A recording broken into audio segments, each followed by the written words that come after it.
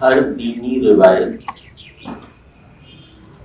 اپنے بعض نمائندے فکری سطح پر بھی پیدا کرتی ہے۔ اس کا مطلب یہ ہوا کہ ہر دینی روایت بعض حضرات کے ذریعے اپنی فکری تشکیل کرواتی ہے، یعنی دینی مباحث، دینی حقائق، دینی معانی کو فکر کی متداول سطح پر لا کر وہ شخصیت دکھاتی ہے۔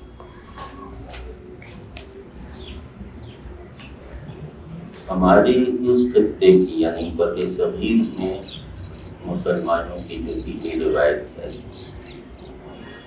اس نے جو مفکر سب سے بڑا پیدا کیا ہے، یا جس کے لیے دینی مفکر کا خطاب ہر لحاظ سے برجستہ اور موزوں ہے، وہ شخصیت ہے شاہ ولی اللہ۔ دینی فکر کا ایک خاصہ ہے کہ یہ اپنے اصول موضوع پہ انسانی زندگی اور کائنات کو اس کی مستقل بنیادوں اور اس کے عارضی تاریخی پہلوؤں سمیت ڈیفائن کر کے دکھاتا ہے۔ اس شرط پہ، اس تعریف پر مسلم بر صغیر کی اگر کوئی شخصیت پوری اترتی ہے تو وہ بلا شبہ شاہ ولی اللہ ہے۔ شاہ ولی اللہ نے انسانی زندگی کو درپیش تمام مسائل اور معاملات کا دین کی بنیاد پر تشکیل پانے والی فکر کے ذریعے سے سامنا کیا، اور اس فکر میں ایسا تنوع اور ایسی وسعت پیدا کر کے دکھا دی کہ انسانی زندگی، انسانی نفس اپنی تمام تر پیچیدگیوں اور تبدیلی کی طرف آمادگی کے ساتھ اس میں سما گیا۔ یہ جملہ میں چونکہ شاہ ولی اللہ صاحب سے مطلب میں ویسے ہی ایک پس منظر فراہم کرنے کے لیے عرض کرتا ہوں، تو مجھے شاہ ولی اللہ صاحب کی جو پوری اپروچ ہے اس سے اختلاف ہے۔ تو ان کی مداحی میں آپ جتنے کلمات سنیں گے اس کو یہ یاد رکھتے سنیے گا کہ یہ ایک ایسے شخص کی زبان سے ہیں جو دین کو فکری بنانے کی ان کوششوں کا یا ان طریقوں کا حامی نہیں ہے جو شاہ ولی اللہ صاحب نے کامیابی سے اپلائی کر کے دکھائے۔ تو اس وقت کیونکہ ہم لوگوں کے مل بیٹھنے کا ایک بڑا مقصد یہ ہے کہ ہم شاہ ولی اللہ اور ان کے خاص کارناموں کے بارے میں ضروری معلومات حاصل کر لیں، لہٰذا میں ان کی فکر پر تنقیدی نظر سے فوکس نہیں کروں گا۔ اگر کہیں یہ بات آ گئی تنقیدی کوئی بات، وہ انہی کی شخصیت اور فکر کے کسی گوشے کو مزید اجاگر کرنے کے لیے ہو، انہیں ڈھانپنے کے لیے نہیں ہو۔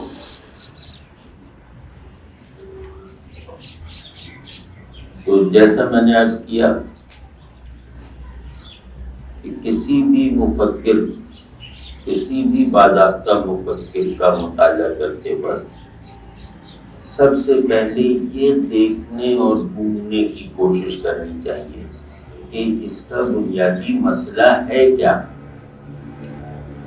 اس کے بعد اس میتھڈ کو تلاش کرنا چاہیے جس میتھڈ کو اپلائی کر کے وہ اس مسئلے یا اس مقصد کو اس کی تمام جزیات سمیت حاصل کر کے دکھاتا ہے یا حاصل کرنے کی کوشش کرتا ہے۔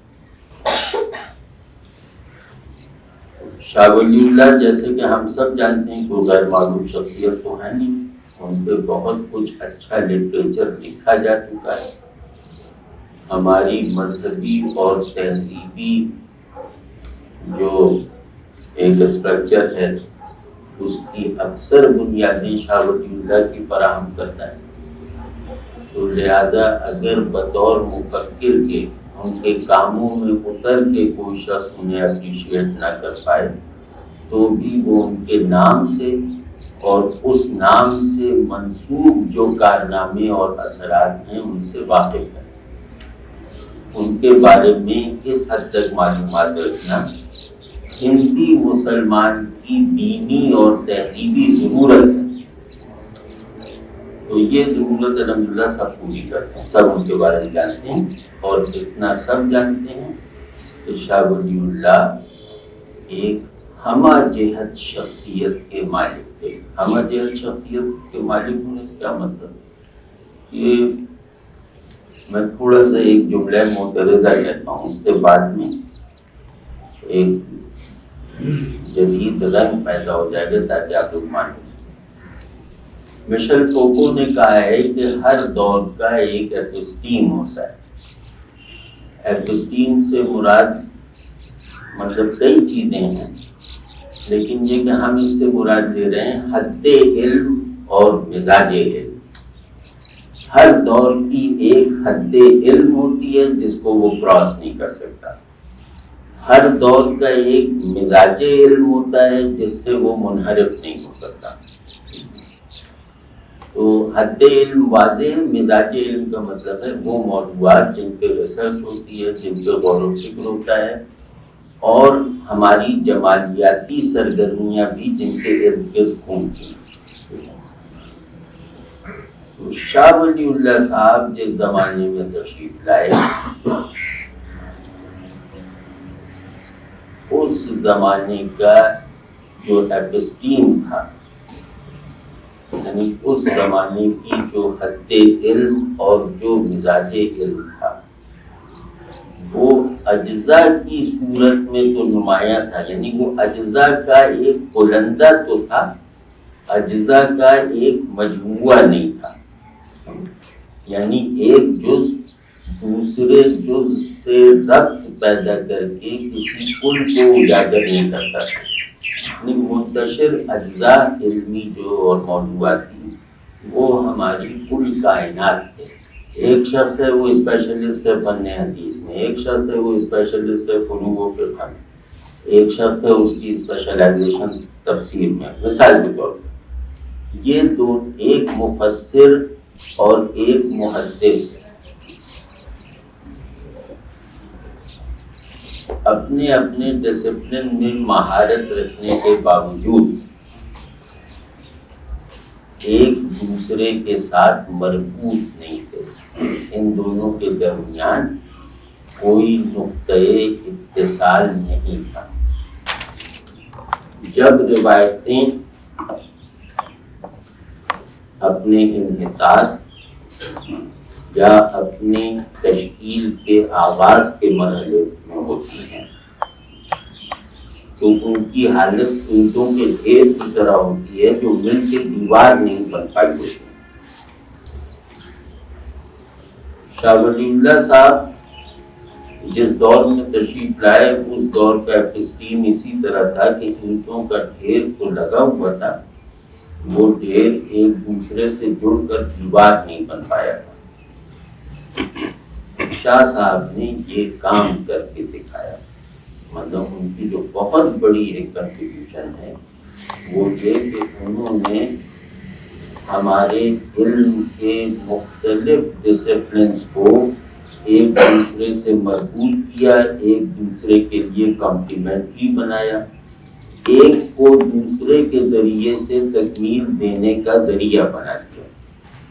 حدیث اور تفسیر کی دوری ختم کی اور حدیث کو تفسیر کے لیے کمپلیمنٹری بنایا، تفسیر کو فقہ کے لیے بنایا، فقہ کو تصوف کے لیے بنایا.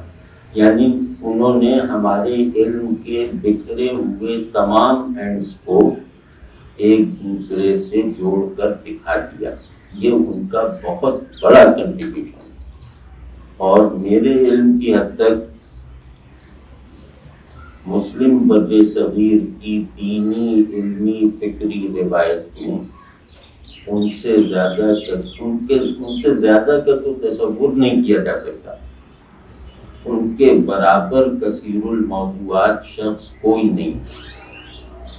اور تاریخ اسلام کی پوری علمی روایت میں شاہ ولی اللہ صاحب ان چند گنے چنے لوگوں میں سے ایک ہیں جو بیک وقت مختلف ڈسپلنز آف نالج میں مہارت رکھتے ہوں اور ایسی مہارت رکھتے ہوں جیسی شاہ صاحب رکھتے ہیں. محدثوں کا تذکرہ لکھا جائے گا تو ان کا نام بڑے محدثوں میں آئے گا. مفسروں کا تذکرہ لکھا جائے گا تو ان کا نام بڑے مفسروں میں آئے گا. متکلموں کا لکھا جائے گا تو بڑے متکلم ہیں. فلسفیوں کا لکھا جائے گا تو بڑے فلسفی ہیں.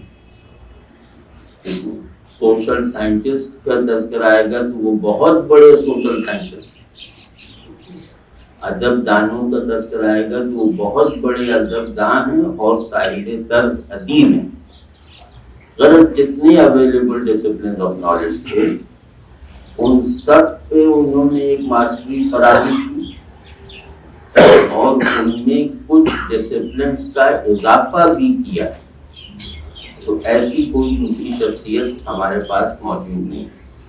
تو میں چاہتا ہوں کہ چند بڑے ڈسپلنس میں ان کے کچھ کارنامے اجمالاً آپ سے عرض کروں.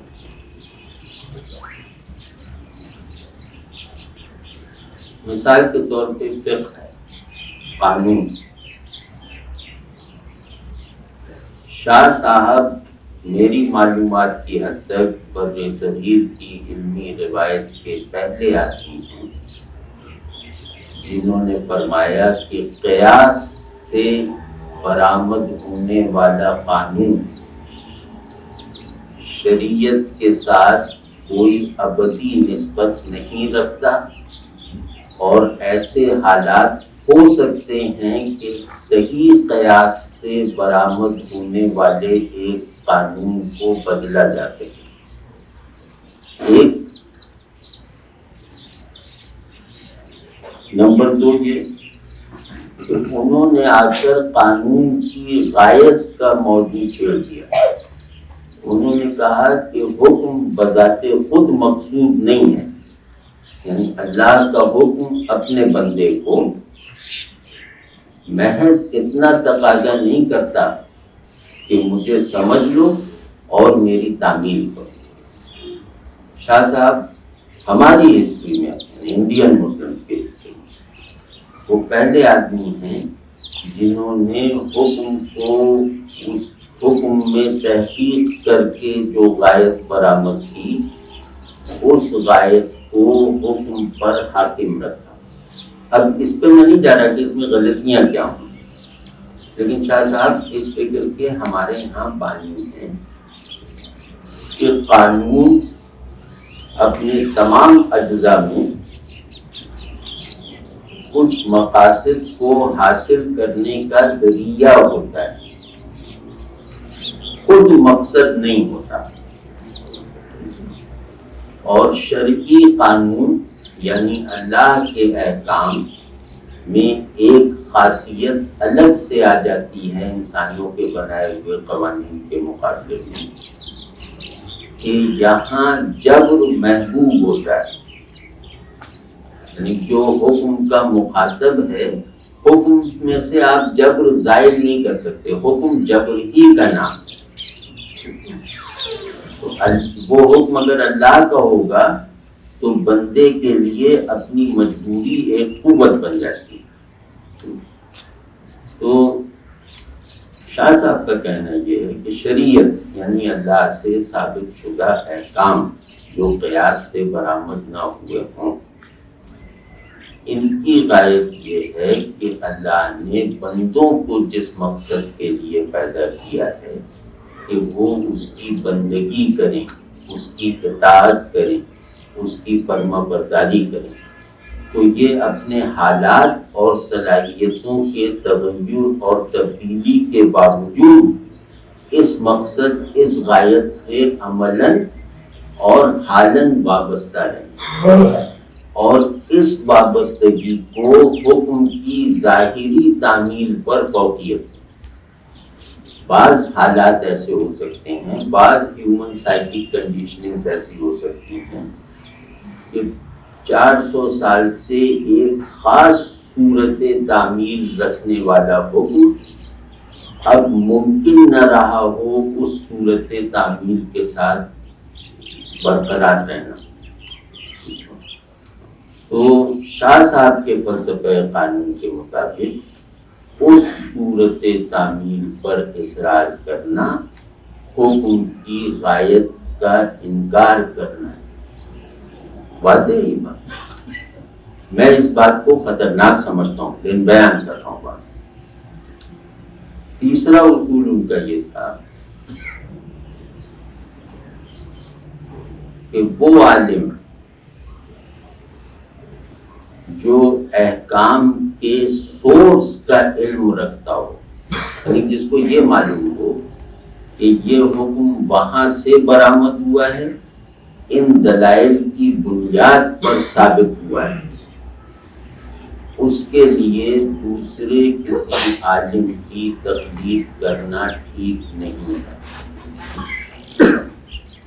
اس طرز فکر کے پہلے افیکٹو بانی ہمارے ہاں شاہ ولی اللہ ہیں، اور یہ کام انہوں نے ابن تیمیہ وغیرہ کے زیر اثر کیا. غرض قوانین میں ان کے قانون یعنی فقہ میں ان کے مختصر امتیازات یہ ہیں. دوسرا امتیاز جو حدیث کے محدث کے طور پہ بھی گنوایا جا سکتا ہے اور فقیہ کے طور پہ بھی گنوایا جا سکتا ہے، وہ یہ کہ جیسا آپ لوگوں کو معلوم ہوگا کہ ہم لوگوں کی صدیاں ایسی گزری ہیں کہ فقہ اور حدیث ایک دوسرے کے رائیول رہے ہیں، اور یہ رائیولری شاہ ولی اللہ کے زمانے تک کے مسلم انڈیا میں کرسٹلائز ہو چکی تھی اور فقیہ کی فتح پر ختم ہو چکی تھی. اسی وجہ سے ہمارے یہاں علم حدیث کے بڑے انسٹیٹیوشنز نہیں تھے، اور آج تک ہم علم حدیث میں بقیہ عالم اسلام سے پیچھے ہیں. تو مطلب ہندوستان میں وہ رائیولری کرسٹلائز ہو کر فقیہ کی حکومت پہ اینڈ کر گئی تھی. شاہ صاحب کیونکہ شاہ صاحب کے پہلے وہ ملا طاہر پٹنی تھے، انہوں نے بہار الانوار حدیث کا ایک پورا لٹریچر بنایا، لیکن شاہ صاحب وہ پہلے آدمی تھے جنہوں نے فقہ اور حدیث میں ایک زندہ تعلق عملاً پیدا کر کے دکھایا. کہیں محدث کو فقیہ کا قائل کیا، کہیں فقیہ کو محدث کا تابع کیا، اور قیاس فقہی جو فقہ کی ماں ہے، قیاس فقہی کو حدیث سے ممکنہ حد تک قریب کیا. حدیث کو جو ایک کلاسیکل اسٹیٹس حاصل تھا قیاس کا منبع ہونے کا، دین کا ماخذ ہونے کا، تو حدیث کا یہ اسٹیٹس ہندوستان کے غلبہ فقہ کے ماحول میں بحال کروایا. یہ ان کا بہت بڑا کارنامہ ہے اور بہت پازیٹیو سمت ہے. کیونکہ اسی حدیث کا ذکر آ گیا تو اس میں عرض کر دوں کہ حدیث کے سلسلے میں شاہ ولی اللہ صاحب کا جو تصور تھا وہ محدثوں میں رائج معروف تصورات سے مختلف تھا. یہ شاہ صاحب ہیں جنہوں نے پہلی بار آ کر حدیث کے لٹریچر میں 3 قسمیں قائم کی، 3 کیٹیگریز قائم کی، جو آج آپ شاید کچھ حلقوں میں دیکھتے ہوں گے ان کی فالوئنگ. شاہ صاحب نے بلکہ میرے علم کی حد تک عالم اسلام میں پہلی مرتبہ یہ کیا کہ انہوں نے حدیث کو 3 کیٹیگریز میں تقسیم کر دیا. کلاسیکلی حدیث مجموعہ تھا، سنت، حدیث، اسوہ، سیرت، سب حدیثی کے عنوان سے تھا. وہ ان کے اندر جو ایک فطری امتیاز ہے عمل میں، قول میں، وہ امتیاز ظاہر ہے کہ فطری سطح پہ ملحوظ رکھا جاتا تھا.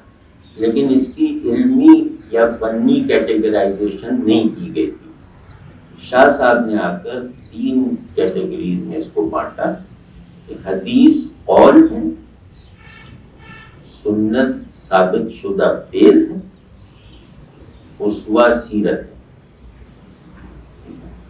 اور ان میں حجت یعنی آتھینٹک ہونے کا فرق ہے، آتھینٹک ہونے کی ڈگری کا فرق ہے۔ اس میں سب سے زیادہ آتھینٹک سنت ہے، دوسرے نمبر پہ صحیح حدیث ہے، تیسرے نمبر پہ رسول اللہ صلی اللہ علیہ وسلم کی زندگی کا وہ واقعہ ہے جو ان دونوں سے متصادم نہ ہو۔ پہلے حصے کی تعمیل فرض ہے، دوسرے حصے کی تعمیل سنت ہے یعنی قانونی معنی، اور تیسرے حصے کی تعمیل کو وہ اصطلاح استعمال کرتے ہیں تبرک کی، یعنی جس کو ہم نفل کہہ رہے ہیں کہ تیسرے حصے کی تعمیل کمال کے لیے درکار ہے اور پہلے 2 حصوں کی تعمیل نجات کے لیے درکار ہے۔ تو شاہ صاحب نے اس حدیث کی یہ 3 کیٹیگرائزیشن کر کے پھر حدیث کے پورے لٹریچر کے نظام مراتب کو بدل دیا۔ حدیث کے لٹریچر کا جو ایک ہائرارکی تھی وہ یہ تھی کہ صحیح ہیں، پھر بقیہ صحیح کتابیں، پھر موطا امام مالک۔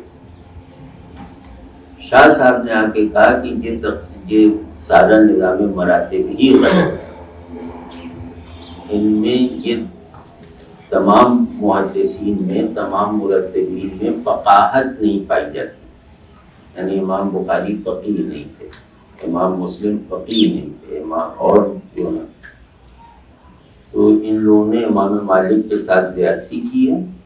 وہ فقہ میں بھی امام ہیں، حدیث میں بھی امام ہیں، تو ان کا جو تدوین حدیث کا نتیجہ ہے وہ فقہ کی غایات بھی پوری کرتا ہے اور حدیث کے مطالبات بھی پورے کرتا ہے۔ تو انہوں نے کیا یہ کہ انہوں نے کہا حدیث کے پورے لٹریچر میں سینٹرل حیثیت جو ہے وہ موطا کو حاصل ہے، اور باقی جو معروف صحاح ہیں وہ موطا کی شرط پر مانی جائیں گی، یعنی جو چیز موطا میں نہ ملے تب بخاری میں ڈھونڈو۔ تو یہ بھی انہوں نے ایک کام کر کے دکھایا، اور اس کے مختلف اسباب بھی بن، جن میں سے ایک ظاہری بڑا سبب میں نے یہ عرض کر دیا کہ یہ اس کتاب کی مرکزیت پر متفق ہوئے بغیر حدیث اور فقہ کے جھگڑے کو ختم نہیں کیا جا سکتا، نمبر 1۔ نمبر 2 یہ کہ حدیث میں صحت روایت کا جو تصور ہے کہ اس میں تاریخی تسلسل اور تواتر پایا جائے تب وہ روایت صحیح ہے، تو صحت روایت کے اس اصول کو امام مالک کے علاوہ کسی نے پورا نہیں کیا بقول شاہ ولی اللہ۔ مطلب جتنی شدت اور جتنے ارتکاز اور یکسوئی کے ساتھ اس اصول کو امام مالک نے اپنی موطا میں اپلائی کیا ہے، یہ اپلیکیشن حدیث کی کسی اور کتاب میں نہیں روا رکھی گئی۔ یہ 2 اسباب، مثال تو اور بھی ہوں گے جو مجھے یاد نہیں آ رہے۔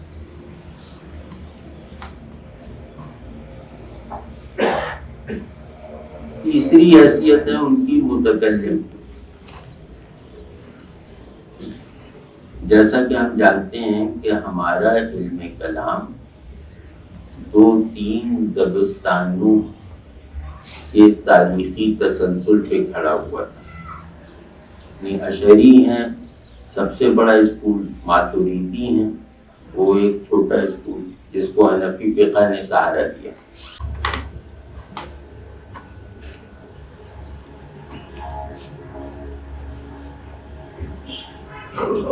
علم کلام میں شاہ صاحب کی کنٹریبیوشن کو دیکھنے کی کوشش کا آغاز کیا تھا ہم نے نماز کے وقتوں سے پہلے۔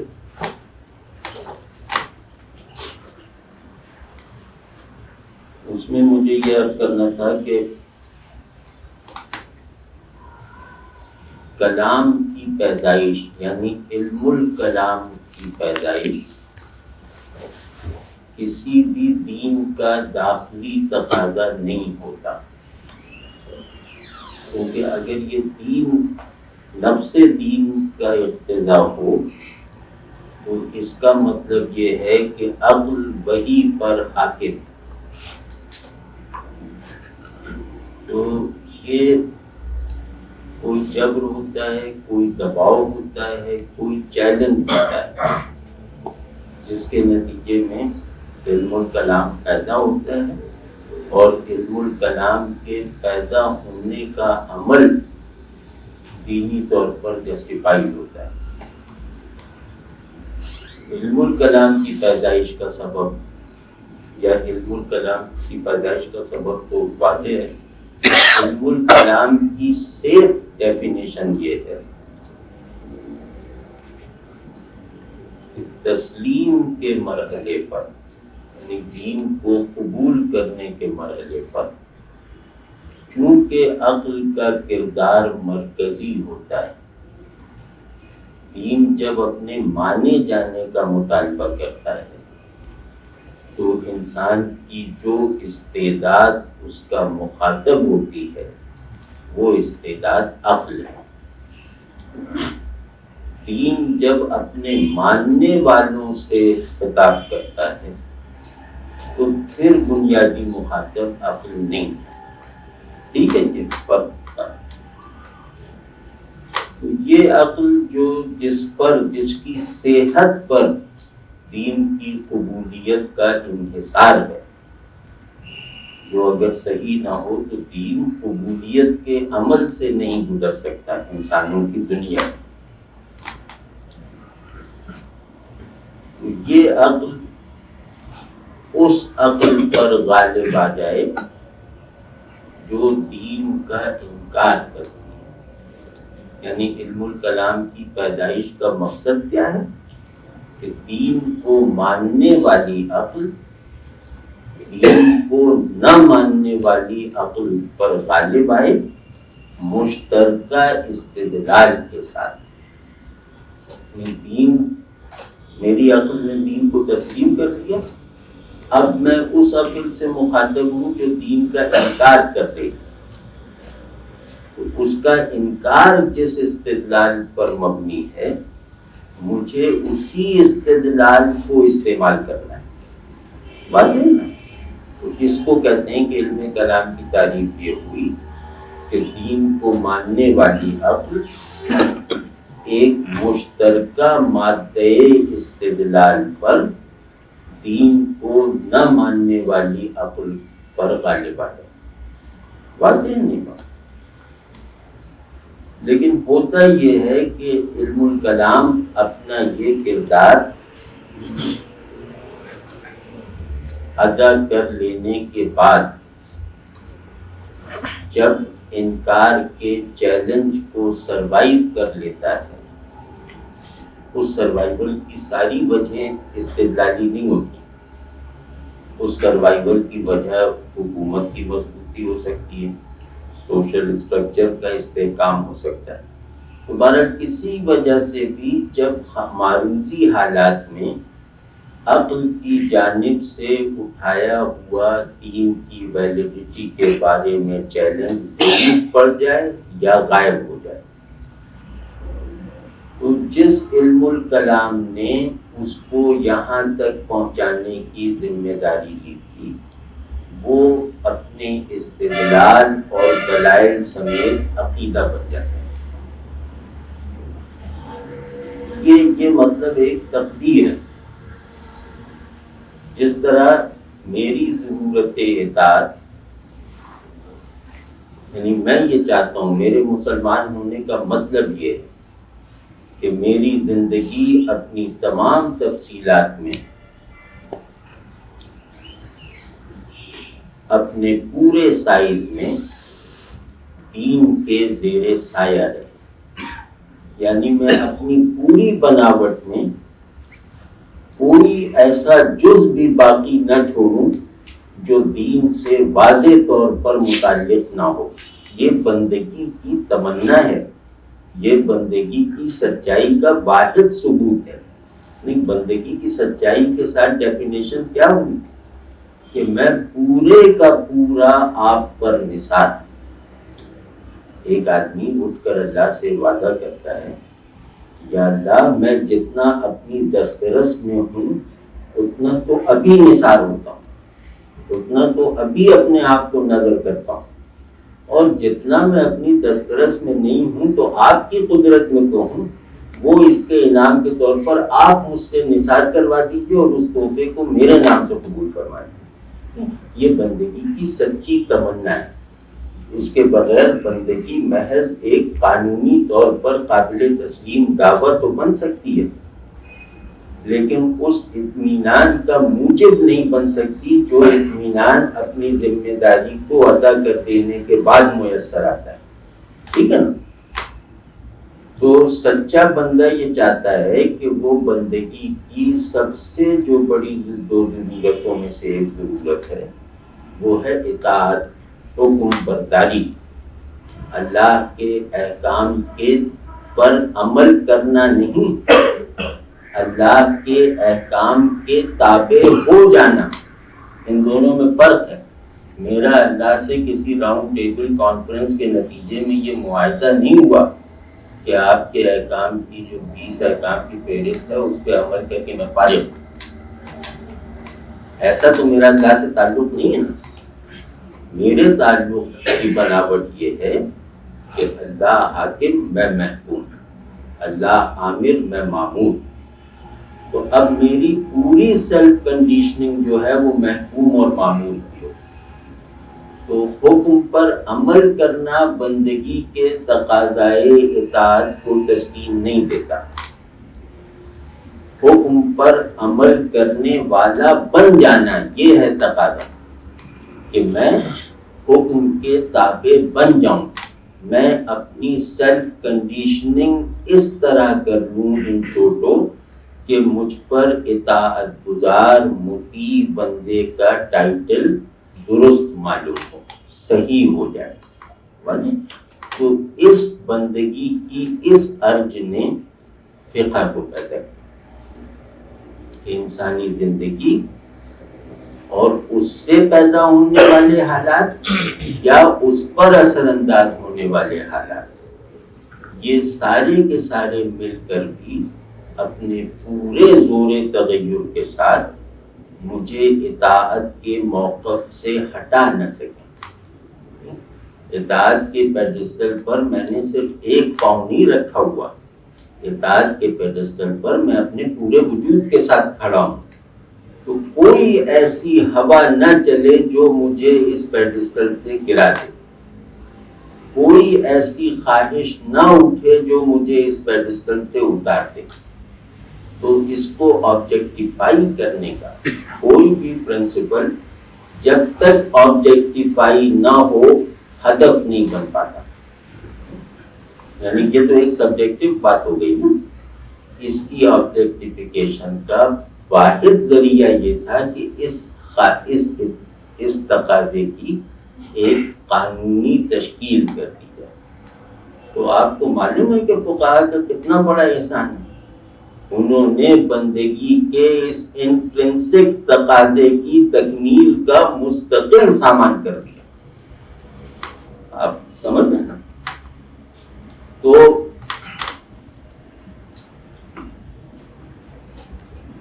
یار وہ بات کہاں سے کہاں نکل گئی، ہاں تو علم کلام پہ ہو رہی تھی کہ علم کلام کا ہر مقصد فوری ہوتا ہے، ہر مقصد ریلیٹو ہوتا ہے۔ ٹھیک ہے نا؟ آپ کو تو جب وہ فوری اور ریلیٹو مقصد حاصل ہو جاتا ہے تو اس کے آثار یا اس سے وابستہ فاتحانہ تیقن عقیدہ بن جاتا ہے کہ میں نے جس دلیل سے ایک منکر کو قائل کر دیا وہ دلیل کل میرے بیٹے کا عقیدہ بن جائے گی۔ تو کسی بھی صحیح ڈسکورس، کسی بھی درست استدلال کی یہ پلیسنگ حد سے تجاوز کرنا ہے۔ اس میں شک نہیں کہ یہ ایک درست استدلال ہے، یہ ایک افیکٹو آرگومنٹیشن ہے، لیکن بہرحال یہ انسانی ذہن سے برآمد ہونے والی انسانی ذہن کی استعداد پر انحصار کرنے والی قوت ہے۔ ہم نے اس کی ایفیکٹونیس دیکھ کر اس کو اپنے عقیدے کی جگہ دے دی، اور پھر یہاں تک سننے اور کہنے میں آیا کہ جو شخص صفات کو عین ذات مانے وہ یہ ہے، جو صفات کو غیر ذات مانے وہ کافر یا فلاں ڈیما۔ گویا صفات و ذات کے تعلق کی نوعیتیں، اللہ تبارک و تعالیٰ کی ذات کی ماہیت، غیب کے حقائق، یہ سب کے سب ایک وقتی طور پر افیکٹو لاجک سے پروو ہو کر عقائد بن گئے۔ تو یہ ایک بیوقوفی کی بات ہے۔ لاجک میں بھی مقدمہ جو ہے وہ نتیجہ نہیں ہوتا، مقدمہ صحیح بھی ہو تو نتیجہ نہیں ہوتا، نتیجہ الگ ہوتا ہے، اور مقدمہ صحت کے باوجود کئی طرح کے نتائج پیدا کر سکتا ہے۔ تو یہ وہ زمانہ تھا شاہ ولی اللہ کا کہ اس زمانے میں کلامی دبستان فکر جتنے تھے ان کے اپنے اپنے جو کلیمز تھے وہ اسی طرح عقیدے کی شکل اختیار کر چکے تھے جس طرح ہماری نظر میں اللہ کا ایک ہونا، آخرت میں حساب کا برحق ہونا، اس طرح کے عقائد۔ اور اچھے اچھے علماء یہ لکھتے تھے کہ میں ایک جملہ آپ کو سناتا ہوں کہ جو شخص بھی صفات ثمانیہ ثبوتیہ کو نہیں جانتا اور سوال کیے جانے پر فی البدیہہ نہیں گنوا سکتا وہ مسلمان ہے۔ اب صفات ثمانیہ ثبوتیہ ذاتیہ یہ کس کو آتا ہے؟ ہم نے سنا تو مطلب نوبت یہاں تک پہنچ۔ عقل جو ہے نا، عقل اپنی شکست کا انتقام لیتی ہے اور اپنی فتح میں دوسرے کو شریک نہیں کرتی، یہ اس کا خاصہ ہے۔ عقل نابہتری قبول نہیں کرتی۔ تو عقل نے جب دین کو کفر پر استدلالی اپنی دانش میں غلبہ دلوا دیا تو غالب ہونے کے بعد جو کب لینا ہے وہ وہی کو نہیں لینے دے گی، وہ خود لے گی۔ تو اس کا احساس ہمارے بیشتر علماء کو تھا نہیں کہ یہ اصل میں عقل دوسری عقل پہ غالب آ کر اب وہی پر حکم چلا رہی ہے۔ واضح نہیں بات۔ تو شاہ صاحب نے اس ماحول میں آنکھ کھولی۔ انہوں نے جیسے کہ ان کا مزاج تھا یا جیسا کہ ان کا اپنا بنایا ہوا مشن تھا کہ میں دین سے تعلق رکھنے والے یا دین سے تعلق کا امکان رکھنے والے تمام ڈسپلنز آف نالج کی ایسی تجدید اور تطہیر کروں گا کہ وہ دین کو اس کی پیورٹی کے ساتھ ریفلیکٹ کرنے کے قابل ہو جائے۔ اور یہ مقصد انہوں نے بڑی حد تک حاصل کیا۔ اسی وجہ سے تو ہم کہہ رہے ہیں شاہ ولی اللہ جیسا کوئی آدمی نہیں، یہ مقصد انہوں نے حاصل کیا بڑی حد تک۔ تو شاہ صاحب نے اس مرحلے آ کر سب سے پہلے متحدہ ہندوستان کے مسلمانوں کو یہ پاور کروایا، اور ہمارے خیال میں کامیابی سے پاور کروایا کہ قیاس فقہی اور استدلال کلامی کا نفس دین سے کوئی تعلق نہیں، ان کا فہم دین سے تعلق ہے، اور فہم دین کے اسالیب اور ذرائع بدلتے رہتے ہیں ایپسٹین کی تبدیلی کے ساتھ۔ واضح نہیں؟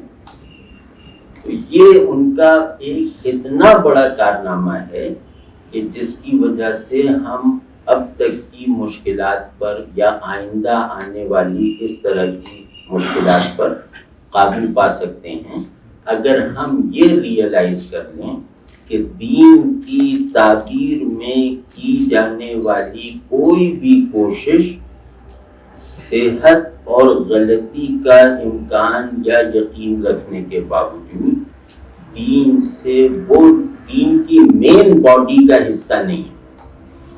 ہم نہیں کہتے کہ توحید کے دلائل غلط ہیں، ہم یہ کہتے ہیں کہ توحید کے دلائل صحیح ہونے کے باوجود توحید کے عقیدے کے لوازم نہیں ہیں، کیونکہ توحید کا عقیدہ جس ڈسکورس میں مکمل ہو کر ظاہر ہوا ہے، یہ استدلال اس کا کوئی جز نہیں ہے۔ واضح نا؟ ہم دین کے بارے میں، دین کے تعارف یا دفاع میں اپنی عقل کا بہترین استعمال کر کے ایک انتہائی صحیح اور افیکٹو علمی اصول دریافت کر لیتے ہیں، اور وہ اصول دریافت کرنا یقیناً دین کی ایک مقبول خدمت ہے، لیکن اس کے باوجود مجھے اور آپ کو یہ دعویٰ کرنے کا کوئی حق نہیں ہے کہ یہ میری تعبیر، یہ میرا استدلال، یہ میرا قیاس دین کے مین اسٹرکچر کا حصہ ہے۔ واضح نہیں ہے؟ تو شاہ صاحب متحدہ ہندوستان کی حد تک وہ پہلے آدمی ہیں جنہوں نے نہایت محکم دلائل سے، یعنی ریشنلائز کر کے بھی اور ڈاکومنٹائز کر کے بھی، نہایت مضبوطی سے یہ ثابت کیا کہ قیاس فقہی اور استدلال کلامی 100% صحیح ہونے کے باوجود لازمہ دین نہیں ہے، یعنی اس کا یہ اسٹیٹس نہیں ہے کہ اس کا انکار دین کا انکار بن جائے، اس کا اس بات دین کا اس بات بن جائے، اس کا یہ اسٹیٹس نہیں ہے۔ یہ تو ٹھیک ہے کہ ایک صحیح دلیل کو رد کر کے آپ اپنی ناسمجھی کا مظاہرہ کر رہے ہیں، لیکن ناسمجھی کی اس قسم پہ عذاب نہیں آئے گا۔ غلط دلیل کو قبول کر کے آپ نادانی کا ارتکاب کر رہے ہیں، لیکن نادانی کا یہ نادانی آپ کے ایمان کو معرض شک میں نہیں ڈالتی، ٹھیک ہے نا؟ تو خیر، تو شاہ صاحب نے یہ کام جس اصول کے تحت کیا وہ اصول دینی نہیں، مطلب کیا آدمی تھا اور کتنا بڑا ذہن تھا، سبحان اللہ سبحان اللہ، کہ اس شخص نے یہ تمام مسائل حل کیے ہیں ایک سوشل سائنٹسٹ بن کر۔ شاہ صاحب کی اس طرح کی جو تھیریز ہیں، جن کو ہم ان کے تجدیدی کارنامے کہتے ہیں، جیسے کلام میں انہوں نے تجدید کی، فقہ میں یہ کیا، حدیث میں وہ عرض کیا میں، وہ انہوں نے اپنے تصور انسان سے یہ سارے مسائل حل کیے۔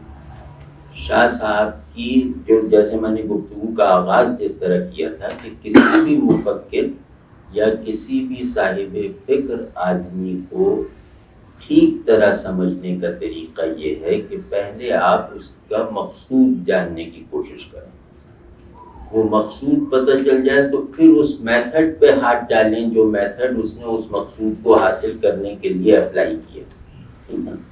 تو شاہ صاحب کا مقصود تھا کہ دین ہیومن ایکسپیرینس، ہیومن انٹیلیکٹ اور ہیومن ریفلیکٹیو تمام استعداد پر غالب آ جائے۔ یہ ان کا مقصد ہے کہ دین اپنی جامعیت کا، انسانی کلیت کو اپنے گھیرے میں لے کر مظاہرہ کرے۔ یہ جملہ آسان ہے کہ دین ایک ہمگیر چیز ہے، تو میں اس کو اس طرح دکھا دوں کہ دیکھو انسانوں میں انسان ہونے کی حیثیت سے کوئی ایسی سچویشن، کوئی ایسی صورت ممکن نہیں ہے جو دین کے زیر سایہ واضح طور پر نہ آ جاتی ہو۔ ٹھیک ہے، یہ ان کا مقصد ہے۔ اس مقصد کے لیے انہوں نے کسی فقہی اپروچ، کسی متکلمانہ انداز کے بجائے جو راستہ اختیار کیا، وہ راستہ وہی ہے جو فلسفی آف ہسٹری والے کرتے ہیں، جو ہسٹری کی تھیوری بنانے والے کرتے ہیں، جو سوسائٹی کے اسٹرکچر کا یا تجزیہ کرنے والے کرتے ہیں۔ شاہ صاحب نے اس کے لیے اصطلاح استعمال کی ارتفاق۔ اس اصطلاح کو شاہ صاحب کے اکثر سو کالڈ ایکسپرٹس غلط سمجھتے ہیں۔ ارتفاق کا معروف عام مطلب یہ نکالا جاتا ہے کہ انسان کے فطری تقاضوں کی تکمیل کا سبب، یعنی انسان کچھ فطری تقاضے رکھتا ہے، ان کی تکمیل کے اسباب کی صورتوں کا نکل آنا یہ ارتفاق ہے۔ ہماری رائے میں یہ اس اصطلاح کی درست ہے جزوًا، یہ اس اصطلاح کی پوری ترجمانی نہیں ہے۔ اس اصطلاح کی پوری ترجمانی یہ ہے کہ انسان اپنی حقیقت کا شعور حاصل کر کے، اپنی فطرت کے مطالبات کی انڈرسٹینڈنگ پیدا کر کے، اس کے پہلے سے موجود اسباب کو کامیابی کے ساتھ اختیار کر لے۔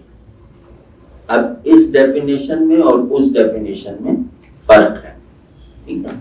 تو شاہ صاحب نے یہ کیا کہ انسان کے انڈیویجول سیلف اور انسان کے سوشل سیلف کو تاریخ اسلام میں پہلی مرتبہ کھولا، اور اس تجزیے سے ان کا مقصود وہی تھا جو میں نے آپ سے عرض کیا کہ انسان اپنے ٹوٹل سیلف میں دین کا نمائندہ، دین کا مخاطب بن جائے، ٹھیک ہے؟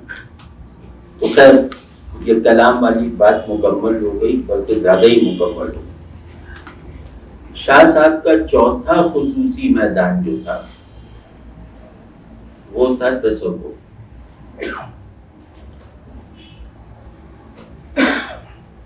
اس کی ایک ہسٹری ہے۔ شاہ صاحب غالباً 1702 میں پیدا ہوئے، 1762 میں انتقال ہوا، 60 برس کو۔ ان کے والد شاہ عبد الرحیم صاحب خود ایک بہت بڑے عالم اور صوفی تھے، اور ان کے بارے میں مشہور ہے کہ فتاوی عالمگیری جو حنفی فقہ کی جزیات کا سب سے بڑا مجموعہ ہے، یا مطلب بڑی حیثیت ہے اس کے بارے میں، اس کی تدوین میں ان کا بھی ہاتھ۔ شاہ صاحب نے اپنی تعلیم اور صوفیانہ نظام کے تحت اپنی تربیت کا تقریباً سارا عمل اپنے والد کی زیر نگرانی انجام دیا۔ تو ان کے اندر گویا شروع ہی سے ایک صوفیانہ مزاج اور ایک عالمانہ گہرائی پیدا ہو چکی شروع ہی سے۔ جوانی میں یہ سعودی عرب چلے گا، میرا خیال 26-27 برس کو سعودی عرب چلے گئے مزید تحصیلات کے لیے۔ اب آپ سوچئے کہ یہ لوگ اگر عالم نہ بنتے تو کون بن سکتا تھا کہ 13 برس کی عمر میں فارغ التحصیل ہو چکے تھے، 25 برس کی عمر میں بڑے سے بڑے عالم کو ڈھیر کر سکتے ہوں گے، مطلب 25 برس کی عمر میں ایسے عالم تو ہوں گے کہ جو اس وقت موجود نہیں ہیں۔ اس کے باوجود وہ مزید طلب علم کے لیے سعودی عرب پہنچے۔ اس میں ان کا بنیادی منشا یہ تھا کہ ہندوستان میں حدیث کا فن اچھی طرح پڑھانے کا انتظام موجود نہیں ہے، تو میں وہاں سے فن حدیث سیکھا۔ وہاں جا کر شاہ صاحب کو حدیث کے استاد بھی بہت بڑے ملے، اور وہی صاحب بہت زیادہ پریکٹسنگ صوفی بھی تھے، اور صوفی وہ شاذلی صوفی تھے۔ شاذلیوں کی ایک پہچان ہے کہ یہ انہوں نے تصوف کو تھیورائز کیا، ہندوستانی تصوف تھیورائز نہیں تھا۔ ہندوستانی تصوف جو ہے وہ مطلب صحبت کے نتیجے میں پیدا ہو جانے والا تزکیہ تھا۔ شاذلی تصوف ایک تھیوری تھا، جیسے علم الکلام کی طرح کا ایک ہوتا۔ وہ صاحب کیونکہ بہت بڑے محدث، بہت بڑے عالم، خود مکے کی بہت مرکزی حیثیت، ابو طاہر یا محمد طاہر ان کا نام، انہوں نے شاہ صاحب کو حدیث پڑھانے کے ساتھ ساتھ شاذلی طریقہ بھی سکھانا شروع کیا، یعنی شاذلی تھیوری۔ اس کے نتیجے میں ان کے اندر تصوف بطور ایک علم کے بھی راسخ ہونے لگا یا ہو گیا۔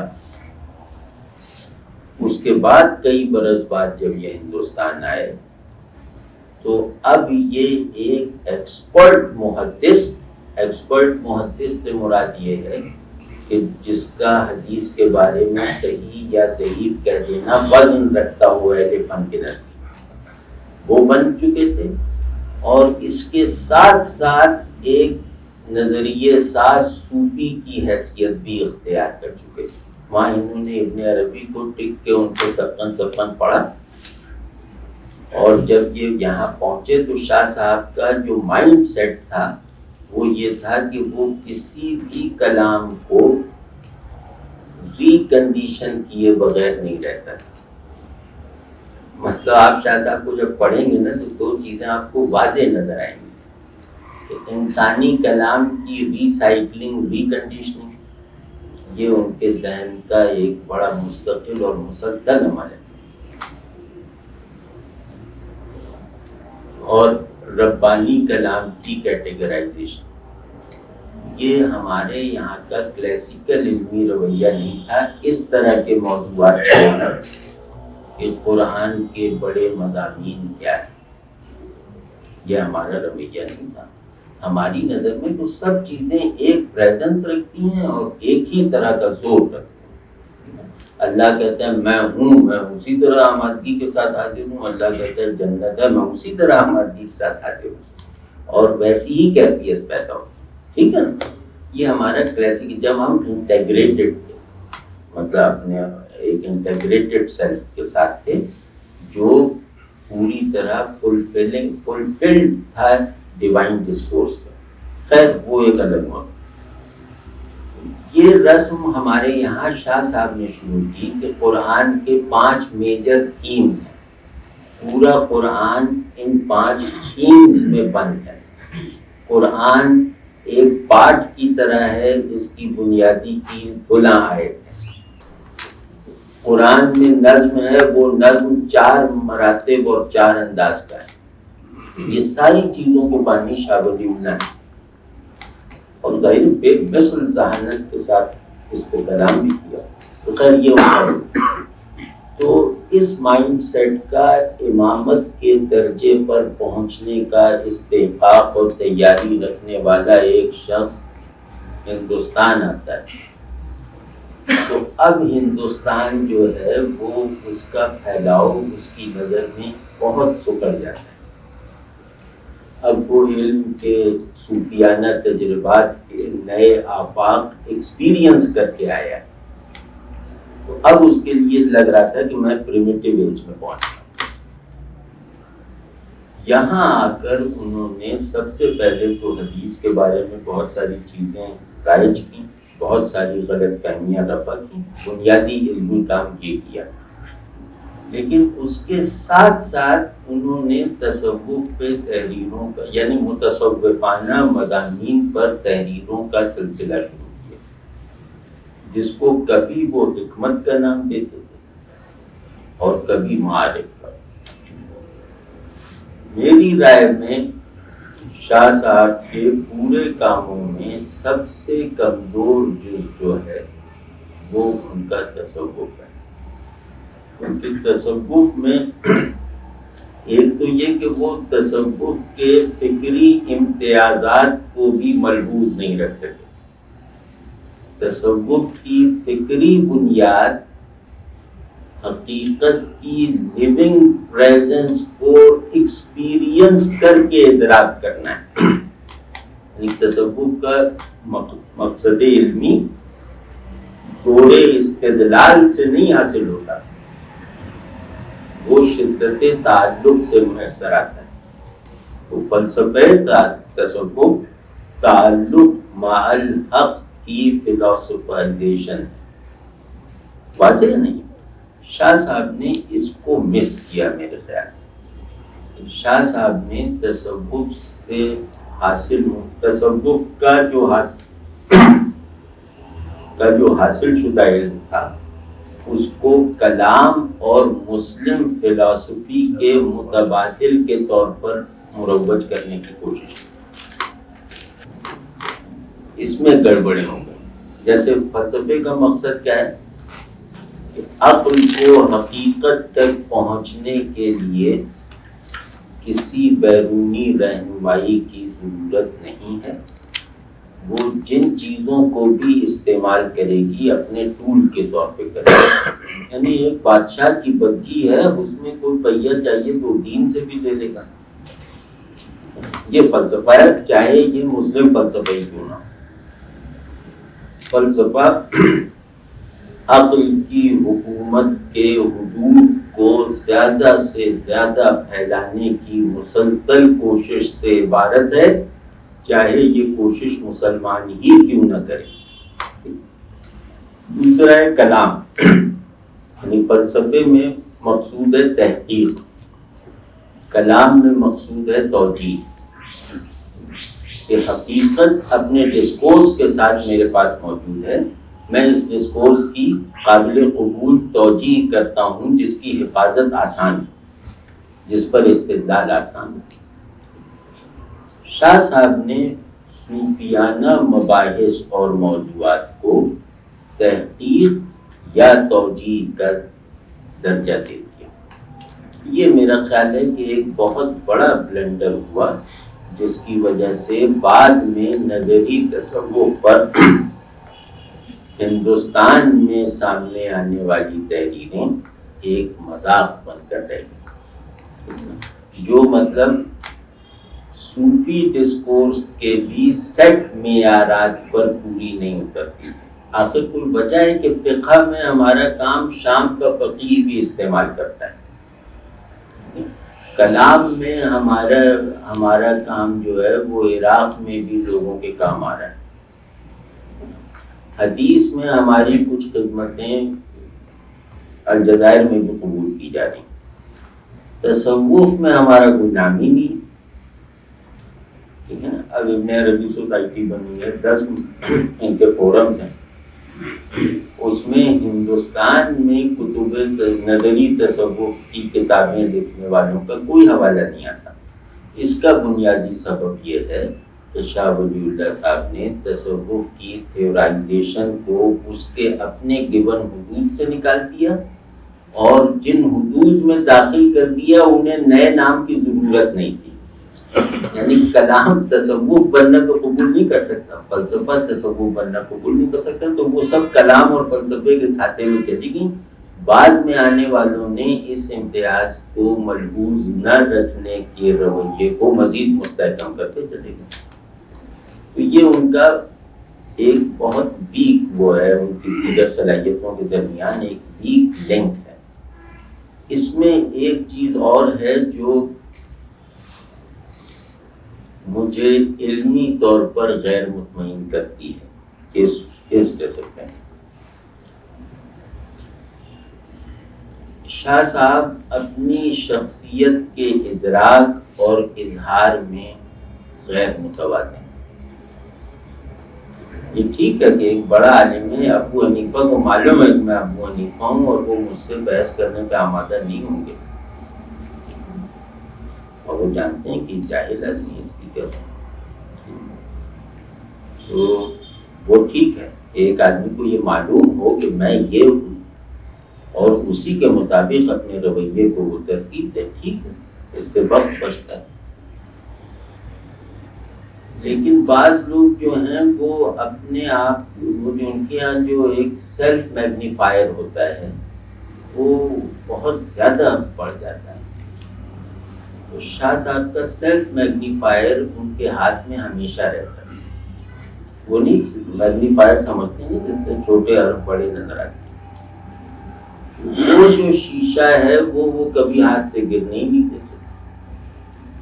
تو وہ جو اپنی تحسین میں ان کا کلام ہے وہ سمپلی بیڈ ٹیسٹ،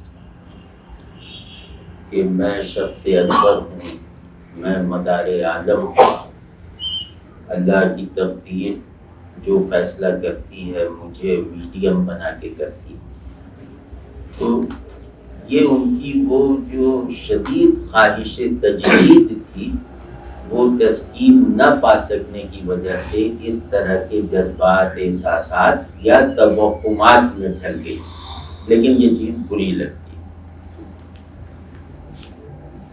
شاہ صاحب کا 5واں میدان، یہاں جہاں پر ہم اپنی گفتگو کو ختم کریں گے اور ہمارے خیال میں ہم ان کے سب سے ضروری اور مرکزی وصف کا ذکر کریں گے۔ انہوں نے جس طرح انسان کو اس کی انفرادی تہوں سے لے کر اس کی اجتماعی سطحوں تک ڈیفائن کیا ہے، اس کا کوئی تصور ہماری علمی روایت میں موجود نہیں تھا۔ انہوں نے سب سے پہلے انسانی زندگی کے جو 4 مراحل گنوائے، وہ 4 مراحل میری زندگی، میری انفرادیت، میری اجتماعیت کے تمام نون مظاہر کا احاطہ کرتے ہیں۔ آپ آج پڑھ لیں تو وہ آپ کو ریلیونٹ لگیں گے، بالکل ریلیونٹ لگتے ہیں۔ تو شاہ صاحب کا جو میری نظر میں، جس پہ میں پورے اعتماد کے ساتھ مطمئن ہوں اور اس پر مطمئن رہنا چاہتا ہوں اور کوشش کرتا ہوں کہ کوئی اتنی مضبوط دلیل سننے کو نہ مل جائے کہ یہ تاثر ختم ہو جائے، سچی بات ہے وہ یہی ہے کہ شاہ صاحب نے ہیومن سائیکی کا جو پوائنٹ آف پرماننٹ کنڈیشننگ ہے اس کو دریافت کیا۔ وہ انہوں نے بتایا کہ تسکین، ہیومن سوسائٹی کی تشکیل کا جو محور ہے اسے دریافت کیا، اسے بتایا معاشرت، یعنی اس تعلق کی حس اور تعلق کا شعور اور اس حس و شعور کا عملی اظہار، یہ معاشرت۔ شاہ صاحب نے انسانوں کی تہذیب کے قیام، انسانوں میں تہذیب کے قیام اور اس کی درجہ بدرجہ ترقی کے اصول کو دریافت کیا، اور وہ ہمیں پہلی مرتبہ بتایا کہ یہ اس کا جمالیاتی شعور اور اس کا اظہار و ادراک، یعنی تہذیب میں ترقی کا پورا عمل جو ہے وہ اپنی ماہیت میں جمالیاتی ہے، تہذیب کی بنا ضرورت پر ہے اور تہذیب کی ترقی کا دار و مدار تصور جمال پر ہے۔ پہلے میں کھانا کھاتا ہوں، پھر آپ کو بھی اس کھانے میں شریک کرتا ہوں، یہ معاشرت قائم ہو گئی۔ اب میں کہتا ہوں کہ یار کھانا اچھا بھی پکنا چاہیے، طرح طرح سے بھی پکنا چاہیے، تو اب وہ کر لیتا ہوں کہ 4 ڈشیں بنا لیتا ہوں۔ پھر خیال آتا ہے کہ اس کی پریزنٹیشن بھی اچھی ہونی چاہیے، تو اس کے لیے برتن ایجاد کرتا ہوں، دسترخوان بنواتا ہوں، ٹھیک ہے۔ اب کہتا ہوں کہ کھانا اچھے ماحول میں کھانا چاہیے، تو گرمی میں ٹھنڈک کا یہ بندوبست کرتا ہوں، سردی میں گرمی کا، ٹھیک ہے نا، مطلب یہ ان کا ہوا۔ تو کہہ رہے ہیں کہ ضرورتوں کو انسان کی برتر سطح پر لانے کے لیے یا برتر سطح پر لانے کا عمل اصل میں تہذیبی ارتقاء ہے، اور یہ تہذیبی ارتقاء اپنے آغاز میں جمالیاتی ارج سے پیدا ہوتا ہے۔ چوتھا مرحلہ وہ بتاتے ہیں جب ہیومن سوسائٹی اپنے تمام اعضاء، اپنی فارمیشن کو مکمل کر لیتی ہے، اصولی طور پر ارتقاء کا عمل جاری رہتا ہے، وہ اصولی طور پر جو مکمل کرتی ہے یہ ریشنل یا ڈاکٹرینل ارتقاء، یہاں ریزن کام کرتا ہے یا عقیدہ کام کرتا ہے، ٹھیک ہے۔ یہ ایک ایسی چیز ہے کہ جس کو نفس انسانی، معاشرے انسانی اور اس کے تمام اداروں سمیت ڈیفائن کرنے کے لیے آج بھی اعتماد اور قوت اور وثوق سے استعمال کیا جا سکتا ہے۔ اس میدان میں شاہ صاحب ابھی تک لیٹ نہیں تھے۔ تو اس میں چاہتا ہوں کہ ایک بات، کیونکہ اس میں تو وہاں پر خزانہ ہے باتوں کا، وہ تو ختم نہیں ہوں گی، مطلب میرا حافظہ اچھا نہیں ہے لیکن اس میں نکات گنوانے میں گھنٹوں لگ سکتے ہیں، تو اس کو چھوڑتے ہیں۔ میں ایک بات جو مجھے ہمیشہ ایک سینس آف اچیومنٹ دیتی ہے، یاد آ کر بھی، میں چاہتا ہوں اس سینس آف اچیومنٹ میں آپ شریک ہو. شاہ صاحب نے یہ فرمایا کہ ہیومن سوسائٹی یعنی سوسائٹی اور اسٹیٹ ان کے درمیان رائیولری تصادم ایک دوسرے کے لیے ناپسندیدگی نیچرل. یہ چیز اگر موجود ہو تو اس سے مایوس ہونا یا گھبرانا نہیں چاہیے. اس کو دور کرنے کا طریقہ یہ ہے کہ اقدار کی فارمیشن سوسائٹی کے سپرد کر دی جائے اور اقدار کی حفاظت کا ذمہ اسٹیٹ کو دے دیا جائے. یہ ہے جناب ہمارے شاہ ولی اللہ، اللہ ان پہ رحمت نازل فرمائے. اور ہمیں جو ان سے اختلافات تھے جس کا میں نے ذکر کیا، بہتر ہوگا کہ ان اختلافات میں میرا دل یہ چاہتا ہے کہ میرا غلط ہونا مجھ پہ ثابت ہو جائے. مجھے ہرگز اس سے خوشی نہیں ہوگی کہ میرا اعتراض درست ثابت ہو جائے.